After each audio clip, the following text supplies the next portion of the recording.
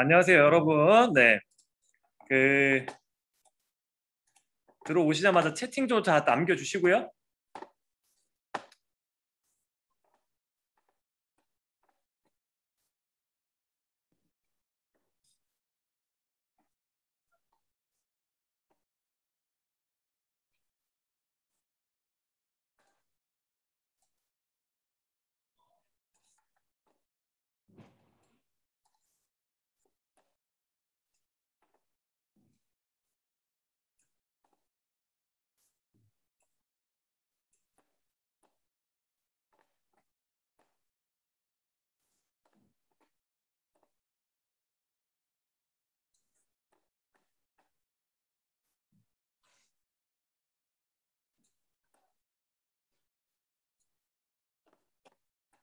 학번 이름 잘 남겨주시고요. 어, 오늘은 또 이게 또 잘 되네요, 여러분들. 같이 함께 수업해 봅시다.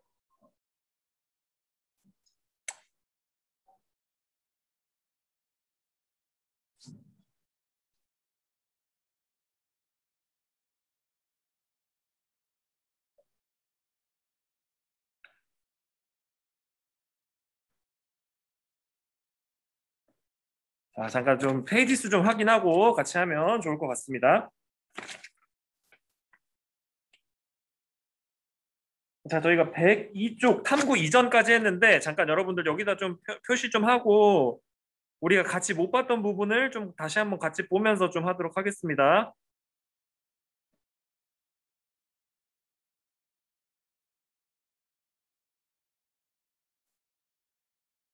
그래서 여기 부분을 저희가 그 지난 시간에 여러분들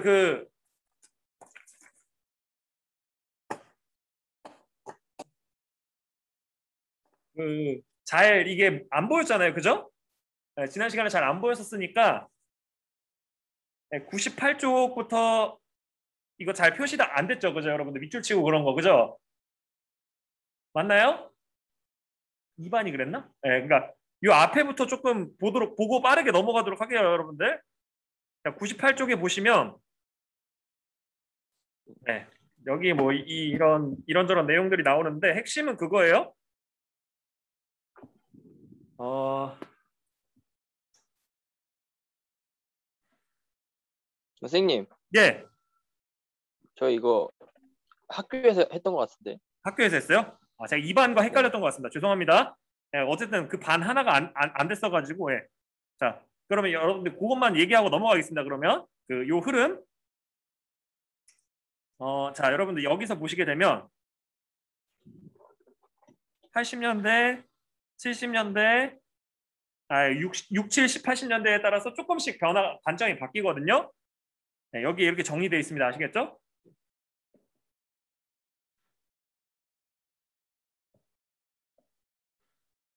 이건 S예요, 여러분들. 연대 S. 예. 1880년대. 예. 그래서 이렇게 지내간다. 그래서 구체적인 내용을 보자면, 자, 여러분들 그것만 좀 알려드리겠습니다. 이것도 벗으면 또 이게 여러분 눈 아플 수 있으니까, 자, 예. 요 인물들을 좀 알아주시고, 자, 이 일성록이라는 거는 하루를 반성한다. 예. 하루를 반성하는 기록. 예. 그 일기예요, 여러분들 아시겠죠? 왕의 일기. 예, 그래서 그렇게 좀 알아주시면 좋을 것 같습니다. 그래서 예, 여기 내용을 보시면 사친과 전쟁이 있는데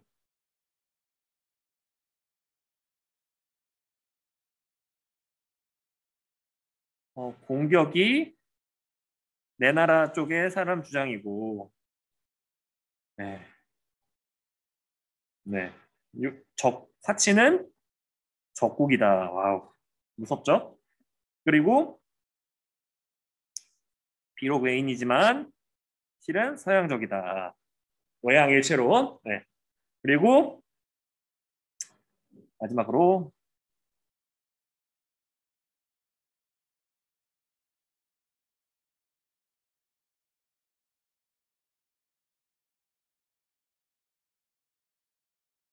미국을 끌어들이면, 자, 여러분들 이게 이무군란을 겪으면서 청나라가 미국을 소개시켜준다 그랬잖아요, 그죠? 예, 그 일본과 기타 등등 이런 국가들이 조선을 잘 이게 침략하지 못, 침략이라는 표현은 좀 그런데 이게 어떻게 보면 가지고 놀지 못하게 그래서 그렇게 좀 알아주시면 좋을 것 같고요. 그래서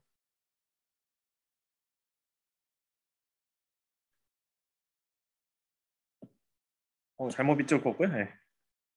그래서 공연이 남의 말만 들으면 틈내 손상된다. 그러니까 개화하면 안 된다라고 하는 거고 이 모든 사람들이 의미가 있는 건 이쪽으로 발전하기 때문에 그런 거예요. 아시겠죠? 만약에 이 사람들이 그냥 개국하지 맙시다. 우리 모토로 이렇게 이게 어떻게 보면 이게 서양과 소통합니까? 의미 없습니다. 뭐 여기에서 끝났으면 우리가 이 사람들을 이렇게 의미 있게 그리고 또 비중 있게 학습하지 않을 수 있어요. 근데 이 사람들이 그 어떻게 보면 어떤 부분에서 보면 조금은 폐쇄적인 이런 관점을 포함해서 여러 가지 이런 이후에 이 변화 모습들이 있다 보니까 이렇게 그 부분들을 좀 알아주시면 좋을 것 같고요. 그래서 다음 내용을 보시면 자, 이런 주장을 한 이유가 뭘까? 여기 부분을 잠깐 좀 보시면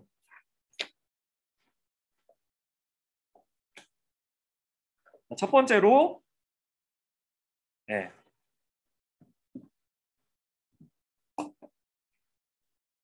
예, 서양의 사상과 문물이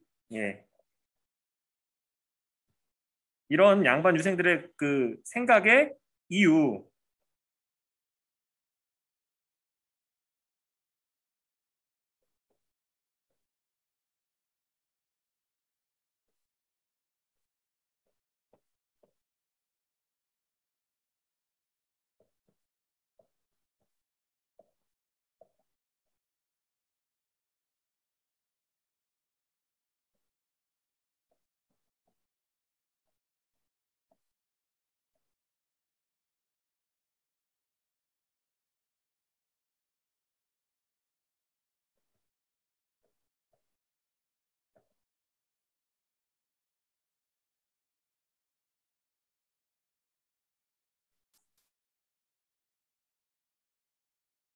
또한 이 교역을 했을 때 조선의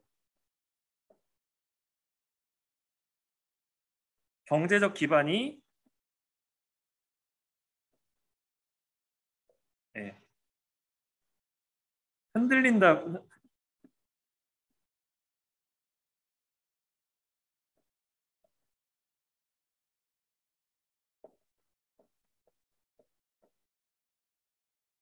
이거는 일본과 서양 모두 이게 막아야 된다라고 생각한 거예요, 여러분들 아시겠죠? 예. 외양일체론적 생각으로 해서 그렇게 좀 알아주시면 좋을 것 같습니다. 그래서 각각의 배경을 잠깐 알아보면 어, 죄송합니다. 예. 배경을 알아보면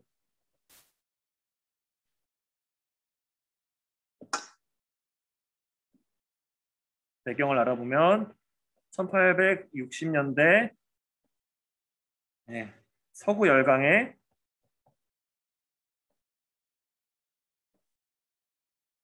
통상 요구. 여러분들 통상 요구라고 하는 것 자체가 그냥 교역이라고 생각해 주시면 돼요. 아시겠죠? 서로 물건을 사고 팔자. 너네도 나한테 팔고 나도 너네한테 팔게. 이런 관점인 거고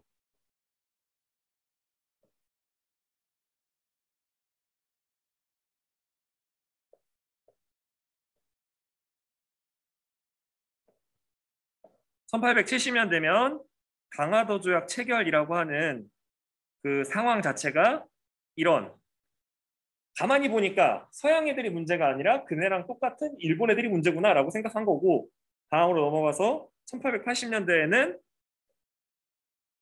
자 우리가 그 요 앞 페이지에서 배웠던 조선 책략이라고 하는 이 책이 유포됐기 때문에 그런 거죠. 70년대 초에 그래서 그렇게 알아주시면 될 것 같습니다.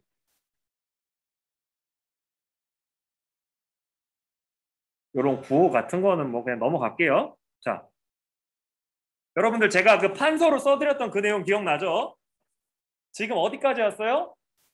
고종의 즉위, 민씨 정권, 그 다음에 민씨 정권기에 있었 첫 번째 1870년대에 있었던 그러니까 민씨 정권 시기에 그 강화도 조약, 그 다음에 이모군란으로 넘어가는 겁니다, 여러분들. 그래서 강화도 조약을 맺고 개화 정책이 계속 추진이 되니까 양반 유생뿐 아니라 구식 군인과 군대까지 불만을 표출했고요. 실제로 이런 불만이 왜 생겼냐면 이 재정 지출이 늘어가면서 백성한테 세금 부담이 늘어나고 일본의 곡물이 수출되면서 쌀값도 크게 올랐기 때문에 그런 거고요. 그래서 원래 가장 힘드신 분들이 먼저 이렇게 힘들게 됐고, 그리고 이 구식군대는 신식군대에 비해서 낮은 대우를 받고 13개월 만에 받은 쌀에도 겨와 모래가 섞여 있으니까 구식군인들이 이모곤란을 일으켰습니다. 그래서 여러분들 이런 그 급료를 쌀로 받는 그 문화에서 쌀에다 무언가를 섞어버리는 그런 행동들, 이런 행동들은 실제로 그 많이 있었습니다, 여러분들. 그 영종조 시기 때도 있었고 많이 있었기 때문에 이런 것들이 굉장히 비판받기도 했었고요. 실제로 이거를 그러니까 이 월급 주셨던 분으로 뭐 민경호 뭐 이런 분이 있었는데 이분이 현장에서 돌아가십니다. 아시겠죠? 그러니까 찾아가서 이게 말로 한 게 아니라 이제 막 폭력을 행사해가지고 현장에서 즉사하시게 되고 실제로 그를 처단한 다음에 민씨 일파가 문제다라고 해서 민씨 일파가 문제다라고 해서 이 그 왕비를 찾았으나 왕비가 이미 피신한 상황이었다. 그래서 이때 당시에 실제로 그 명성황후 민씨가 그 내관의 등에 업혀서 충청도 쪽으로 도망을 갑니다. 근데 제가 얘기했었죠, 여러분들. 그 90군대는 정신적 지주의 역할을 해달라고 대원군을 다시 찾아가게 되고, 그래서 혼란 수습을 하는 과정에서 다시 권력을 장악합니다. 개화 정책이 중단되게 되고요.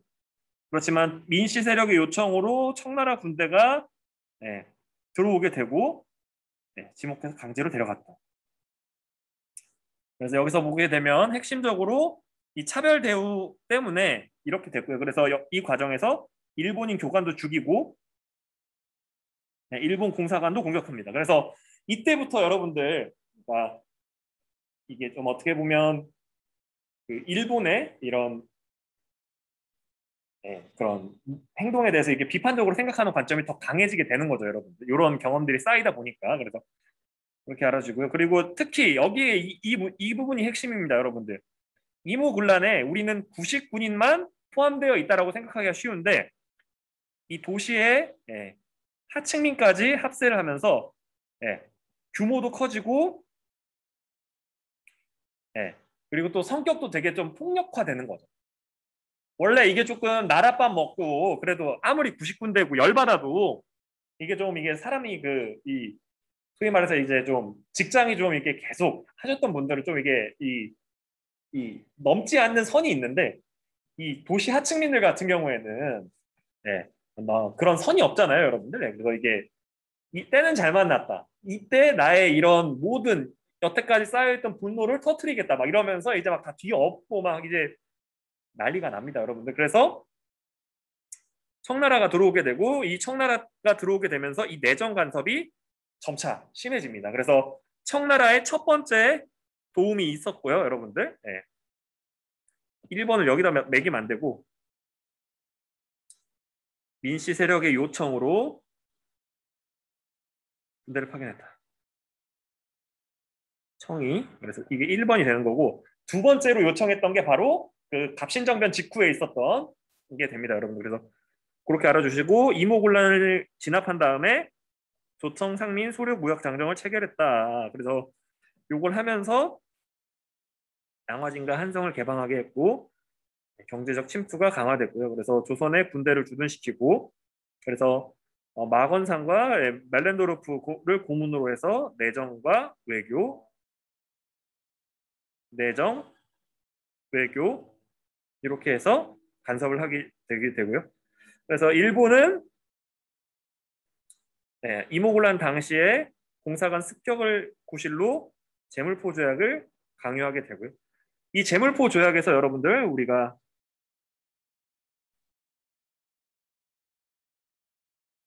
핵심이 뭐가 되냐면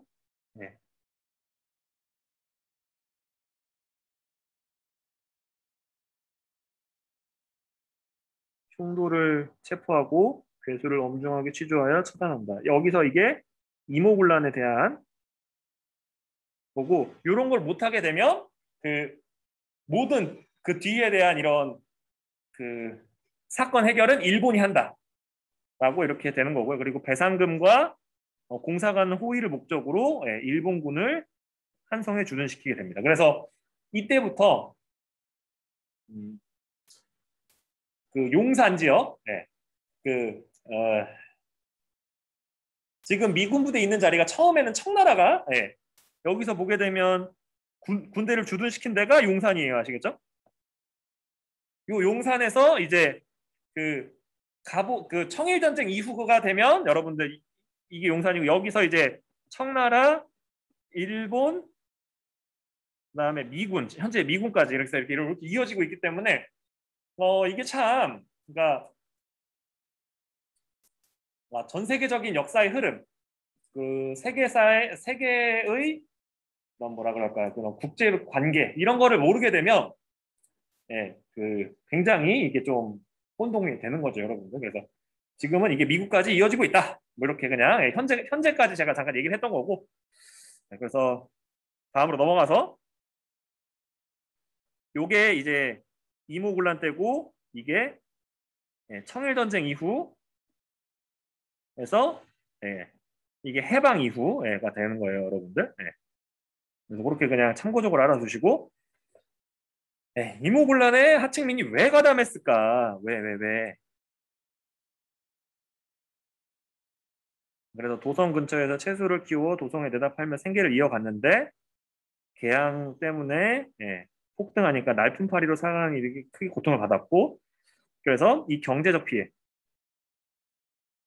개항과 개화 정책으로 인한 경제적 피해가 이모군란에 적극 가담하게 하는 이런 원인이 됐다. 그래서 여러분들 요즘도 그런 말 나오잖아요. 이게 뭐 벼락거지 막 이런 말 얘기 나오잖아요. 이게 자산 가격이 그 상승하는 와중에 그거에 편승하지 못해서 근데 그런 것처럼 이때 당시에도 그 경제 구조가 바뀌면서 외국 상인들이 들어올 때 그 상인들의 물건을 어떻게든 구해서 파는 사람들은 그래도 경제적으로 좀 이익이 있었을 텐데 그러지 못했던 대부분의 하층민들은 이게 굉장히 힘들어졌다라고 알아주시면 좋을 것 같습니다.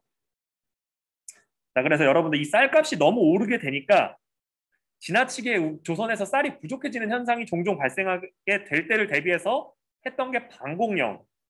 여러분들 곡식을 나가지 못하게 방어하는 명령이란 뜻이거든요. 근데 이거를 하는 이런 절차를 가지고 이게 또 이제 외교 갈등이 생기게 됩니다, 여러분들. 네. 그래서 참고적으로 좀 알아두시고 다음으로 넘어가서 갑신정변이 일어나다. 그래서 예전에는 이것도 배웠었거든요, 여러분들. 근데 그냥 참고적으로 방공령이라고 하는 거는 일본이 지나치게 쌀을 가져가니까 그거를 방어하기 위한 우리나라 쌀 물가를 조정하기 위해서 이런 정책을 했었는데 이거 정책을 할 때 일본한테 미리 알리고 여러 가지 절차들이 있는데 그거를 안 지켰다고 해서 이 손해배상을 또 요구해서 이게 또 갈등이 되기도 합니다, 여러분. 그래서 이런 내용도 있다라고 하는 걸 알아주시고 다음으로 넘어가서 갑신정변이 일어나다. 그래서 이 갑신정변이라고 하는 게 여러분들 많은 뭐 이게 얘기가 나올 수 있습니다만, 네. 이모곤란 이후에 청해 내정 간섭이 심해지니까, 네. 이 김윤식, 김홍지, 원윤중 등의 온건계합파와 급진계합파는 네.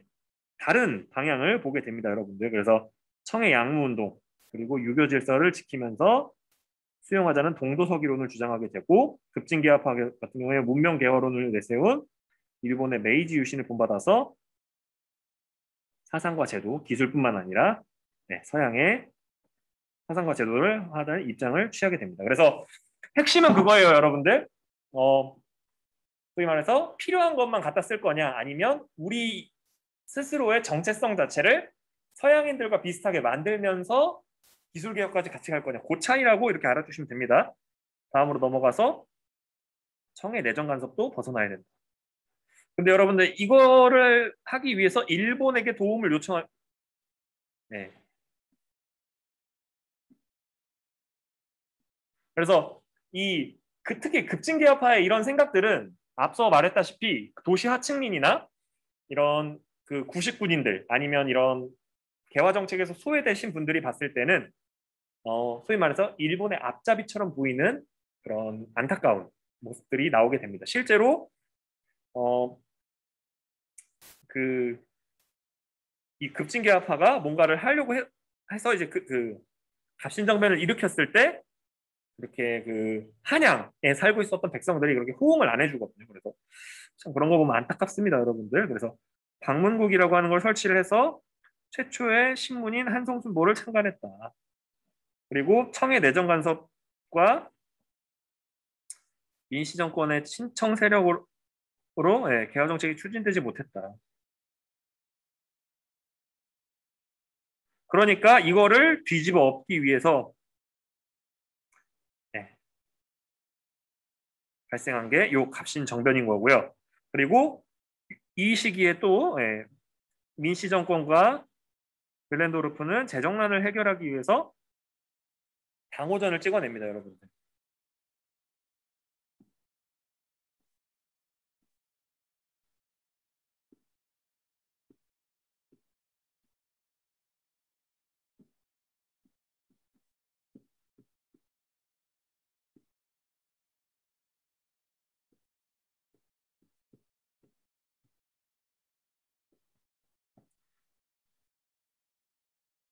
외국 이름이라서 잠깐 한 번만, 밀렌도르프. 예. 자, 여러분들 제가 설명했었죠?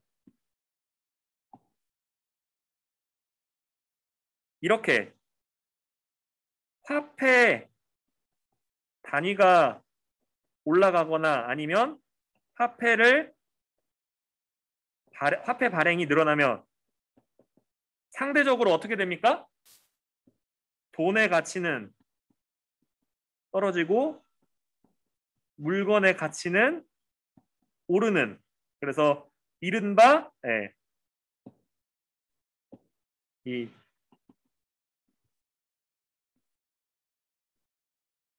인플레이션이 나오게 되는 거죠.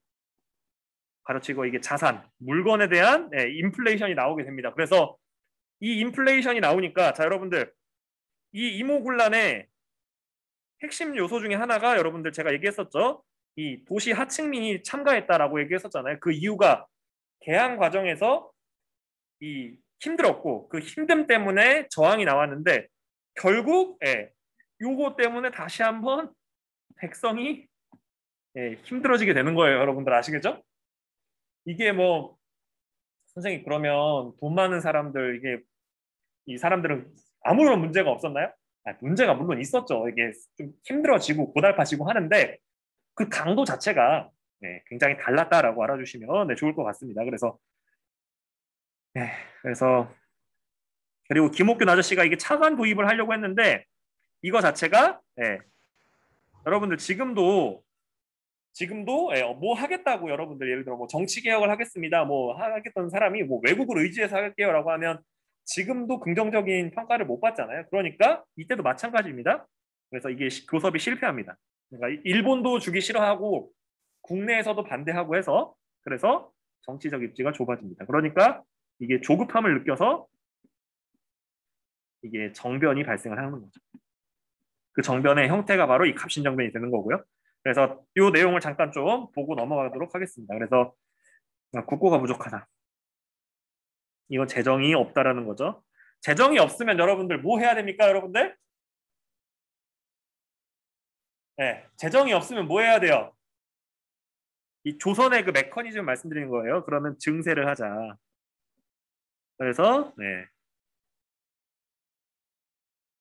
그러니까 조선의 메커니즘이 아니라 일상적인 그런 거예요. 증세를 해서 예, 적절하게 운영하자. 그리고 이 증세를 하기 위해서 뭐 산업을 발전시킨다거나 뭐 이런 걸 계획해야 되는데 조선 같은 경우에는 어떻게 했냐? 제가 얘기했었죠. 돈 더 걷어야 돼. 그러면 세금 내는 사람은 줄어가는데 그 줄어가는 사람들한테 세금을 더 부과하는 거예요. 악순환이 되는 거죠, 여러분들. 원래 충분히 세금을 내고 있는 사람들한테도 한 명한테 예를 들어 2명, 3명분의 세금을 계속 물리는 거예요. 필요하니까. 그러니까 이게 그런 악순환이 되면서 많은 게 문제가 된다. 그래서 네. 운하와 아울러 상평통보 이런 거 썼었는데 그 정도는 감당할 수가 없다.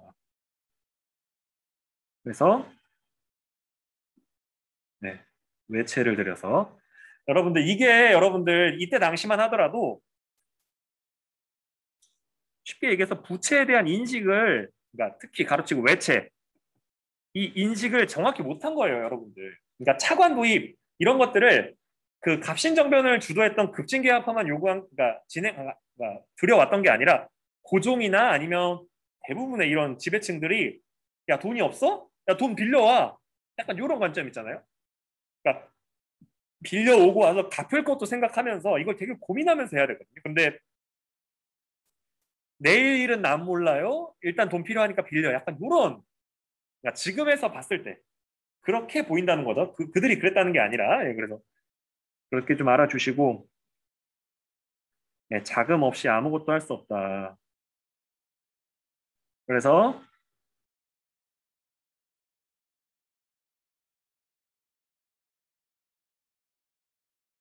빈손으로 가면 차관 실패,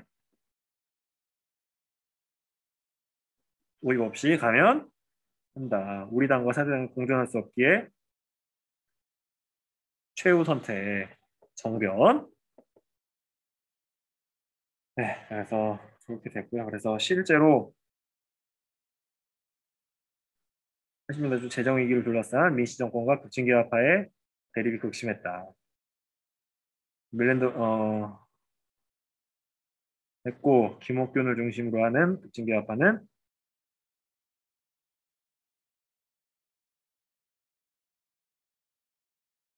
자, 여러분들 제가 지금 우리의 관점에서 보면 둘 다 뭐예요? 자본주의의 자자도 모르는 분들이에요. 아시겠죠? 그러니까 제가 얘기했잖아요. 증세를 하기 위해서 원래는 정상적인 메커니즘으로 풀려면 이렇게 가야 되는 거예요. 재정이 부족해 산업을 발전시켜. 뭐 이게 민간 영역이 됐든 아니면 그 기업이 됐든 아니면 국가의 무슨 뭐 지출이 됐든 뭐 국가가 뭐 이게 농사를 짓든 뭘 해서 산업을 발전시켜서 이 증세를 할 수 있게 하고 그 다음에 그걸 운영해서 이 재정을 정상적으로 하는 이런 메커니즘으로 나가야 되는데 이게 아니라 얘네는 돈 찍어내자. 얘네는 돈을 빌려오자. 둘 다 제정신 아닌 거예요. 아시겠죠? 물론 그런 거 있잖아요, 여러분들. 너무 먹을 게 없어도 여러분들 모래를 먹어서는 안 되잖아요, 여러분들. 그러니까 모래와 진흙이 있어요, 여러분들. 둘 다 먹을 수 없는 거잖아요, 여러분. 우리 입장에서 봤을 땐. 근데 이들 입장에서는 모래와 진흙을 중에 뭘 먹을 거를 놓고 싸우는 것처럼 우리가 지금 입장에서 봤을 때 이들 입장에서는 굉장히 또 중요하고 나름의 그런 나는 정말 우리나라의 미래를 생각하고 있어. 서로 생각한 거죠, 그죠? 민시정권은 민시정권대로 야 돈이 없는데 외국에서 들여와? 정신 나간 거 아니야? 차라리 돈을 만들어야지 라고 생각을 한 거고 그러니까 세금 낼 그 그 백성들의 역량이 없다 보니까 그 생각을 한 거고 그 밑에 그 급진계합파는 아니 이미 백성들이 힘들어하고 있고 이렇게 하고 있는데 돈까지 찍어내면 더 힘들 텐데 차라리 돈을 빌려오자. 이게 쉽지 않은 거죠, 여러분들. 그래서 이런 변화점이 있고 그래서 핵심은 그래서 이런 이게 실패하게 되니까 이로 인해서 정치적으로 이 급진계합파는 정변을 일으켜서 이렇게 그 잡을 계획을 세우게 되는 거죠, 여러분. 그래서 그렇게 좀 알아주시면 좋을 것 같고요. 그래서 다음으로 넘어가서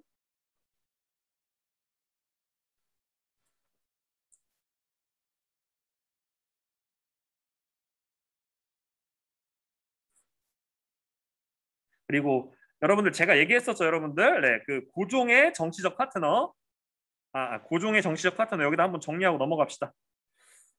갑신정변이 끝나고 나서 여기다 한번 정리해 봅시다, 여러분. 잠깐 여기다 하나만 쓰고 넘어가고 고종의 정치적 파트너 1번 아버지 흥선대원군 첫 번째로 나왔던 분. 네. 여러분들 이게 순서가 아니에요, 아시겠죠? 그냥 1, 2, 3, 4로 여러분들한테 좀 기억해 두시라고. 그리고 요 세력들과 어떤 역사적 사건이 있는지를 유기적으로 기억하시라고 하는 겁니다. 민씨 정권,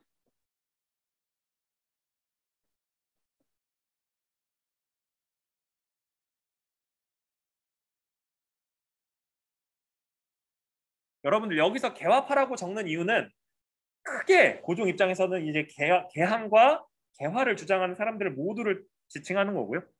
이 개화 세력 되고 네 번째로 이제 스스로 그래서 이제 이게 광무개혁이 되는 거예요. 아시겠죠?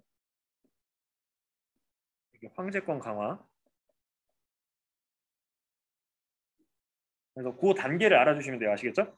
아버지가 이제 처음에는 자기의 정치적 파트너로서 이 국가 운영에 이게 도움을 줬다라고 한다면 두 번째는 민씨 정권. 그리고 그 민씨 정권은 그 이모군란으로 한번 무너졌었고 갑신정변으로 한번 무너졌었고 그 두 번을 통해서 청나라를 그 이끌어들여서 고종이 정치하는 걸 굉장히 방해한다고 느껴지게 됐고 그러니까 그런 것들을 좀 극복하려고 나름 고종이 노력을 하게 되고요. 그 과정에서 이 첫 번째로는 이 개화파가 이 급진개화파 분들은 갑신정변으로 이렇게 소위 말해서 눈밖에 나게 되고 온건개화파는 독립협회라고 있어요, 여러분들. 그 활동을 하다가 여기에서 그 고종과 이런 그 기득권 엘리트층의 이 반발을 사게 되면서 정치적 파트너에서 밀려나게 됩니다, 여러분들. 그래서 그 흐름을 좀 알아주시고 이도저도 다 안 되고 하는 와중에 민씨 정권의 수장이었던 명성황후 민씨가 일본에 의해서 살해당하면서 이제는 내가 직접 한번 이 국가를 그러니까 이게 황제권을 강화하면서 운영해 봐야 되겠다라고 이렇게 생각하게 된다. 이 흐름을 좀 알아주시고 자, 이제 갑신정변 보도록 하겠습니다, 여러분들. 그래서 여기서 보시게 되면 성이 베트남 문제로 프랑스와 전쟁을 하고 그러면서 조선에 주둔한 청군이 절반이 철수를 했고요. 그래서 일본한테 지원을 받기로 약속합니다. 그래서 급진개화파가 우정총국 개국 축하연을 이용해서 민씨 세력 중 핵심 인물들을 제거하고 개화당 정부를 구성하게 됩니다. 그래서 여기서 보게 되면 이게 되게 중요한데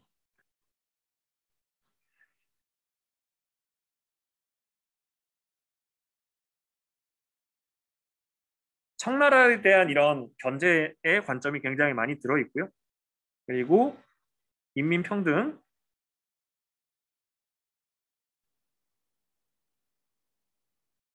조세를 개혁해서 백성들을 보호하고 재정을 건강하게 한다. 급히 순사를 두어 이게 사법, 경찰 뭐 이런 거를 다시 한번 근대적으로 만들어 보자 이런 거고 두 번째로 보부상을 혁파한다. 이 보부상들이 여러분들 그 보수적인 이런 기득권, 그 민씨층과 연결이 돼서 이렇게 좀 이렇게 활동한다고 생각을 해서 그런 거고요. 이 그러니까 군대 4개를 그네 영을 한 영으로 예,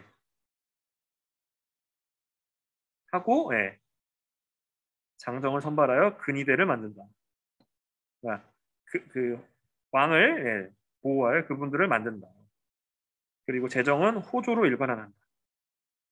이거 참 중요하죠, 여러분들. 재정은 모두 호조. 그리고 대신과 참차는 궁궐 내외의 의정소에서 회의를 하고 국왕에게 아뢰어 네, 정령을 집행한다. 의정부의 육조 위에 불필요한 기관은 없앤다. 그래서 여기서 보게 되면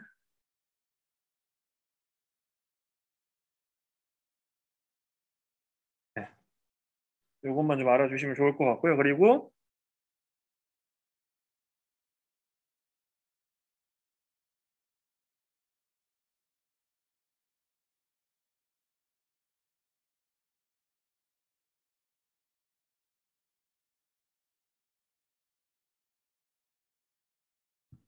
그래서 여러분들 그러니까 그 신하들이 만든 정책을 왕한테 허락받고 시행하고 요 구조예요, 여러분들. 근데 왕의 입장에서 보면 이 시스템 자체가 굉장히 약간 좀 기분 나쁜 게 될 수 있는 거죠, 여러분들. 그죠? 왕권이 제한받는다고 생각할 수 있으니까요.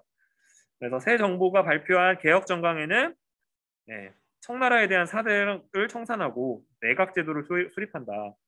그리고 인민평등권을 예, 보장한다. 그래서 재정을 일원화하고 호조로 예, 여러 가지 제도를 개혁하려고 했다. 근데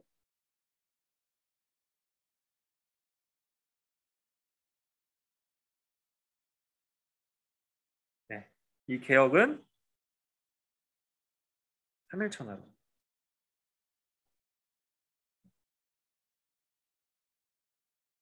그래서 이 과정에서 여러분들 이 처음에는 그러니까 이 우정총국 이 개국 축하연 때 그 폭죽을 빵 터트리는데 그 폭죽을 신호로 그 민씨 일족들을 죽이고 이런 쿠데타를 일으키려고 아까 쿠데타라는 표현은 참 그런데 이게 정변을 일으키려고 한 거죠. 그러니까 한 번에 정권을 뒤집어 엎으려고 한 건데 이거를 하고 고종과 그 명성황후 민씨를 조금 작은 궁궐이었던 창덕궁 이런 쪽으로 이렇게 가자고 합니다. 근데 이 어떻게 보면 경운궁이나 이런 작은 궁궐 안에 있어야 이게 병력이 조금밖에 동원을 못하기 때문에 방어하기가 쉬운데 이거를 예, 계속 민 씨가 그 경복궁으로 돌아가자라고 얘기해서 어쩔 수 없이 경복궁으로 돌아가게 됩니다. 그리고 이런 여러 가지 청군의 빠른 개입 이런 것들 때문에 금방 이게 실패로 돌아가게 되고요. 핵심은 그거예요. 그래서 네, 급진기아파 분들이 이렇게 하다 보니까 다시 한번 이 한성에 있는 백성들이나 이렇게 그 개화파가 소위 말해서 친일적이다. 그러니까 일본을 위해서 고종 임금님을 압박했다. 대신들을 죽였다라고 이렇게 소문이 나다 보니까 그거에 배우라고 지목된 일본 공사관을 다시 한번 부시는 거예요. 아시겠죠? 네, 그리고 일본인 사상자가 생기게 되고 그 책임을 물어서 한성조약을 맺고 배상금과 공사관 신축 비용을 받아가게 됩니다. 그리고 청과는 텐진조약을 체결해서 조선에서 양국 군대를 철수하되 이건 일본이 맺은 거죠. 텐진조약을 맺고 조선에 군대 보낼 때 상대국에게 미리 알리도록 규정했다. 그래서 여러분들 나중에 동학농민운동 때 청나라가 들어오니까 일본이 따라 들어오는 이유가 바로 그거예요. 아시겠죠? 그렇게 좀 알아주시고 지금은 여러분 이거 되게 중요한데 이 갑신정변이 최초의 정치개혁 운동이라고 평가를 받지만 그 독립운동, 그러니까 일제강점기 이럴 때는 일본을 등에 업었다라고 해서 굉장히 부정적인 이런 그 운동이라고 해석되기도 했었습니다, 여러분들. 그때 당시에는. 그래서 그렇게 알아주시고 소수의 지식인이 중심이 된 위로부터의 개혁이었다. 그래서 민중의 지지를 이끌어내지 못했고 일본의 지원에 지나치게 의존은 한계가 있다. 그래서 그런 것들을 좀 알아주시면 네, 좋을 것 같습니다. 그래서 요 흐름 네, 잘 정리해 주시고요. 그래서 네, 그래서 그런 것들 좀 알아주시고 이 갑신정변 이유가 되면 정변의 원인이 고종의 독단적인 전국 운영에 있다고 보고 이를 비판했다. 그래서 어려운 상황이 있으니까 고종은 내정과 외교를 담당했던 별도의 기구를 의정부로 통합하고 전국 운영 네. 근데 청의 내정 간섭이 심해지죠.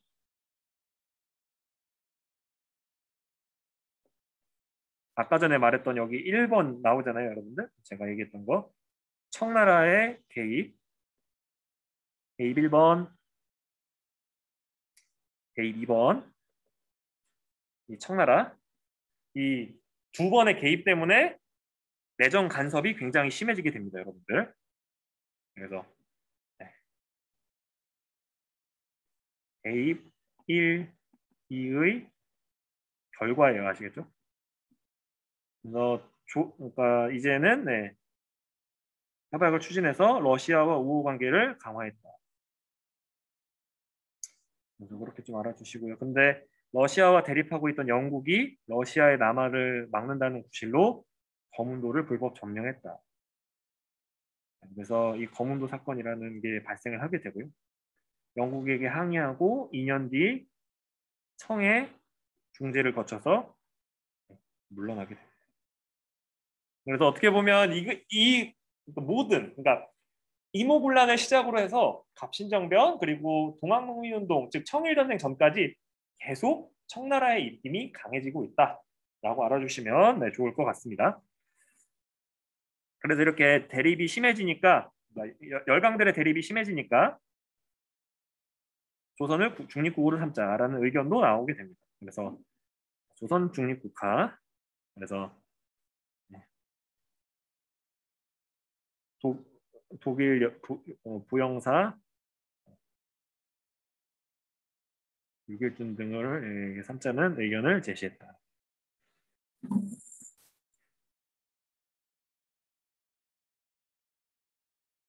전운국이라고 하는 데는 조세를 운반하는 담당을 하는 거다. 이 세 개의 도에서 네, 그래서 전운서라고 부르기도 했었다. 그래서 이런 상황에서 고종은 자주적인 개혁 정책을 펼쳤고 내무부도 설치하고 네, 그리고 방문국도 다시 설치하고 한성주보 다시 신문 펼쳐내고요. 그리고 화폐 주조 기관인 전원국, 조세 운반인권 전운국, 그리고 내무부를 이게 내무부에서 이게 운영하게 되고요. 그리고 예, 유경공원 이게 여러분들 이게 파크가 아니에요, 여러분들. 네. 이거 파크 아닙니다, 여러분들. 우리가 아는 그 공원이 아니라 이게 네. 외국인과 하는 네. 그 학교예요. 이 두 가지는 유경공원이 이제 외국어 관련된 거고 이게 연무니까 이게 군사 관련된 거 네, 학교예요, 학교. 네. 그렇지만 이런데 막대한 비용이 들어서 네, 정책 때문에 농민의 조세 부담이 높아졌다. 그러니까 이게 악순환이에요, 여러분들. 그러니까 요즘은 여러분들 한국이 여러 가지 문제가 있습니다만 뭐 고령화 문제도 있고 뭐 여러 가지 문제가 있습니다만 가장 큰 문제가 여러분들 우리나라에서 가계부채가 문제라고 하잖아요. 그러니까 소위 말해서 빚지고 있는 거. 그것 때문에 참 쉽지 않다라고 얘기하는데 이때는 그거랑은 또 다른 의미로 엄청나게 이제 어떻게 보면 나라 자체가 이제 절대적으로 이제 빈곤한 상태였던 거예요. 이게 재정이 좀 이게 건전했어야 되는데 써야 될 돈은 10만 원인데 예를 들어 5만 원, 6만 원 뭐밖에 없는 거예요. 그러니까 이게 악순환 반복되는 거죠, 여러분들. 그래서 그렇게 알아주시고 네, 그래서 이 과정에서 고종은 근대화 정책 플러스 외교 활동으로 청해 간섭에서 벗어나고자 했다. 그러지만 네, 독립국가의 위상을 강조하려는 것은 청해 압력으로 어려워졌다. 그러니까 이렇게 되다 보니까 요런 와중이 되다 보니까 이제 그 또 다른 그런 어떻게 보면 요 고종은 요런 루트를 그러니까 요런 노선을 밟아가는데 두 번의 결정적 도움을 받은 이 민씨 정권은 계속 청나라와 친하게 지내려고 하는 거예요, 여러분들. 그래서 이 고종과 이 민씨 정권이 어떻게 보면 어느 정도 좀 이게 거리감을 둘 수밖에 없게 되는 게 이 청나라에 대한 관점 때문이다라고 하는 것도 알아두시면 네, 좋을 것 같습니다. 그래서 여기 같이 한번 빈칸 좀 채워봅시다, 여러분들. 조금 시간이 남았으니까 빈칸 채우고 예, 잠깐 같이 좀 해봅시다, 여러분들. 그래서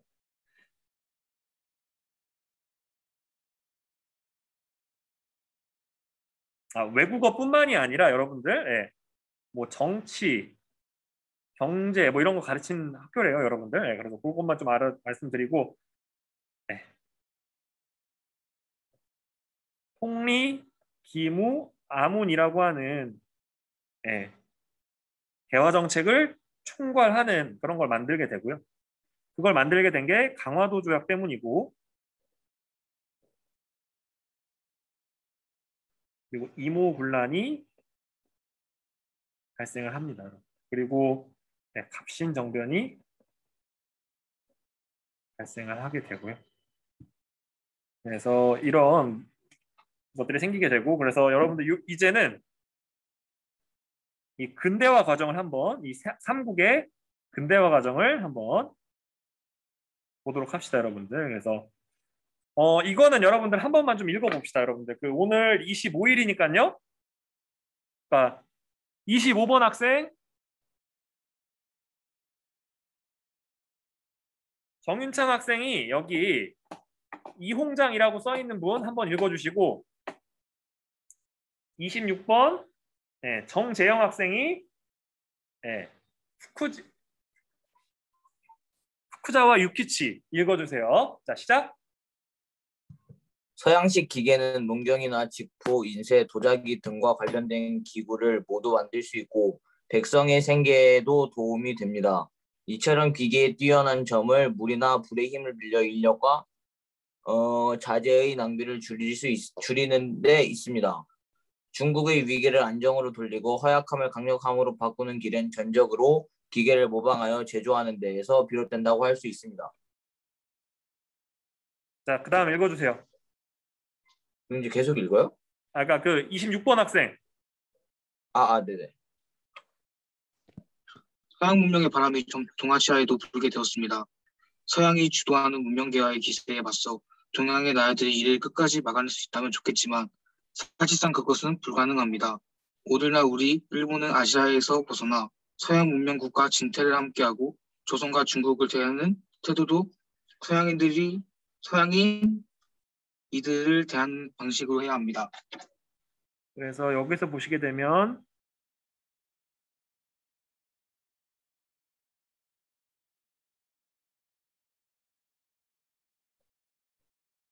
어려운 말입니다, 여러분들. 아시아에서 벗어나서 서구 열강이 되는데 그러니까 가야 된다. 서구 열강으로 가야 된다. 이런 의미인 거고 여기서 보시게 되면 뭐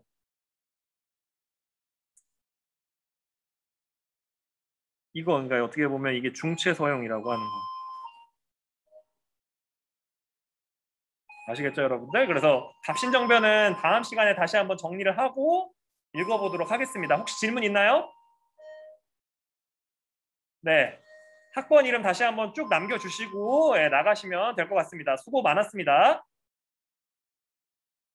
수고했습니다.